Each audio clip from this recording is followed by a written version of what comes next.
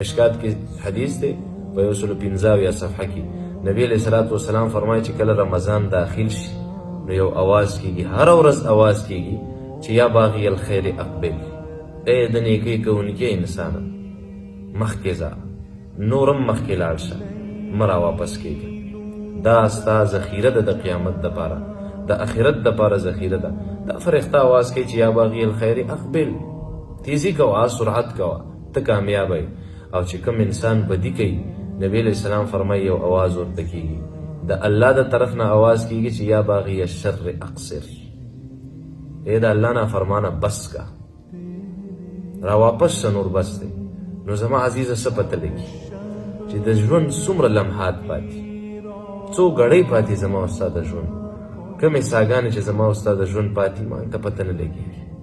کیدای شي په دې رمضان کې د انسانانو بعضې زمونږ په مخکې دا پرون جنازه نه په دې محله کې، نو دغه شانتې به یو په نمبر باندې روان یو، هر یو به ځو، تا چې بل باندې دا خاورو ډیری جوړ کړو، دغه شانتې به په تا هم واوړي خاورې، اوازونه چې د بل د مرګي اوري، دغه شانتې به د خپل مرګي هم واوري.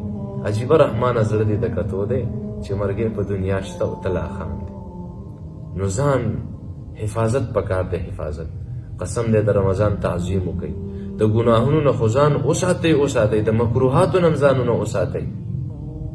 په نزهة المجالس کې یو عجیب واقعه نقل ده. هغه وایي داسې وه چې د مسلمانانو په علاقه کې یو یهودي اوسېده.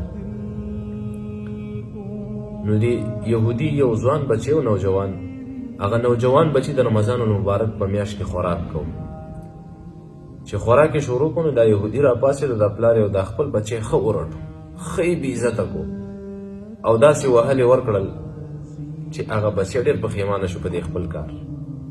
یو څه وخت بعد د یهودي د دنیا نه لاړه.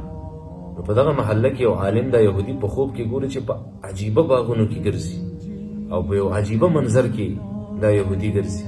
نو دا عالم ورته وایي چې ته خو یهودي، ته خو د الله نافرمانه، د الله نه منونکی، د محمد رسول الله نه انکاري، ته څنګه په داسې محلاتو کې په عجیبه ښکلي باغونو کې؟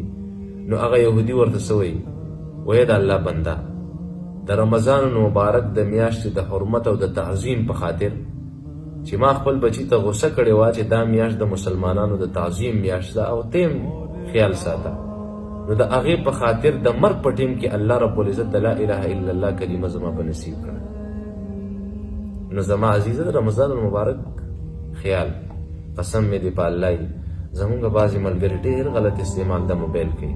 دا موبایل ایسته کوي، دا ستاسې لین د الله رب العزت نه قطع کوي، تاسې شیطان د ځان سره وابسته کوي. ایسته کوي دا موبایلونه، د الله په در کې پرېوځئ، وژاړئ. اوله لسیزه د رحمت، دویمه لسیزه د مغفرت، دریمه لسیزه د جهنم نه د خلاصي. داسې نشي چې رمضان 3 لسیزې تیرې شي، نه په رحمت کې برخه، نه په مغفرت کې برخه، او نه بیا د جهنم نه خلاصې. دا به ډېره خاکساري نامرادي وي زما او ستا. او نبی علیہ الصلوۃ والسلام فرمایي بعد من ادرک رمضان ولم یغفر له، د هغه سړي دپاره د هلاکت وي چې د رمضان المبارک میاشت تېره شي او دې ته الله بخښنه ونه کړي. نو ګوره معامله ډېره سخته ده. او رمضان دا د رمز نه اخیستل شوی. رمز په عربۍ کې سوځېدلو ته ویلی شي، جلنا په اردو کې سوځېدل. نو په دې سره الله رب العزت د انسانانو ګناهونه ختموي.